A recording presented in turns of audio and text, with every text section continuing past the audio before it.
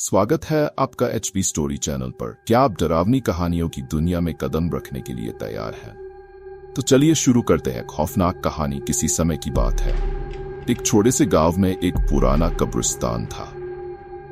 गांव के लोग इसे भूतिया मानते थे और रात के समय वहां जाने से कतराते थे। कब्रिस्तान के बारे में कहा जाता था कि वहां औरतों की रूहें भटकती थी जो किसी कारणवश इस दुनिया से जाने में असफल रह गई थी। लोग कहते थे कि इन रूहों की दास्तान सुनकर ही रोंगटे खड़े हो जाते थे। गांव के लोग कहते कि कब्रिस्तान में एक औरत की आत्मा भटकती है जिसका नाम राधिका था। राधिका एक समय में गांव की सबसे खूबसूरत महिला थी। वह एक जमींदार की पत्नी थी और उसके 2 प्यारे बच्चे थे। लेकिन एक रात उसके पति की एक दुर्घटना में मृत्यु हो गई। राधिका ने अपने बच्चों की देखभाल के लिए कड़ी मेहनत की, लेकिन दुर्भाग्य ने उसका साथ नहीं छोड़ा। कुछ ही दिनों बाद उसके बच्चे भी बीमार पड़ गए और वह उन्हें बचा नहीं पाई। उसकी आत्मा अब अपने बच्चों की तलाश में कब्रिस्तान में भटकती थी। गांव के कुछ लड़कों ने तय किया कि वे एक रात कब्रिस्तान में रुकेंगे। उनका उद्देश्य था डराना और साहस का प्रदर्शन करना। उनमें से एक रामू सबसे ज्यादा निडर था। उसने सभी को उत्साहित किया और सब लोग कब्रिस्तान पहुंचे। रात का अंधेरा और चांद की रोशनी में कब्रें और भी डरावनी लग रही थीं। जब वे कब्रों के पास बैठकर हंसने खेलने लगे, अचानक एक ठंडी हवा चलने लगी। सभी का मन असहज होने लगा।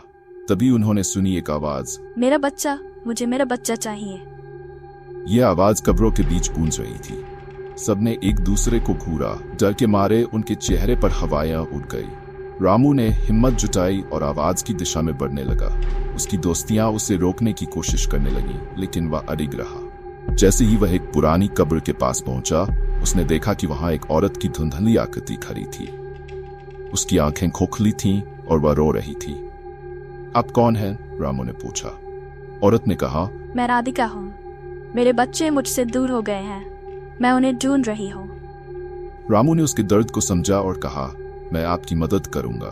रामू ने राधिका के साथ कब्रों की खोज शुरू की। उन्होंने कई कब्रों को खोला, लेकिन कोई भी उसके बच्चों की नहीं थी।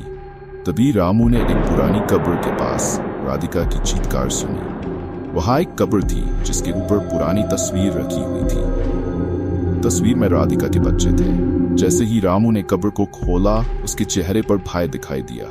कब्र में केवल हड्डियां थीं। राधिका की आत्मा ने चिल्लाते हुए कहा, यहाँ मेरा बच्चा है। लेकिन रामू जानता था कि यह उसके बच्चों की कब्र नहीं थी। राधिका ने कहा, मेरे बच्चे यहाँ नहीं हैं, लेकिन उनकी आत्माएं इस कब्रिस्तान में भटक रही हैं। रामू ने राधिका से वादा किया कि वह उसकी आत्मा को शांति दिलाने में मदद करेगा।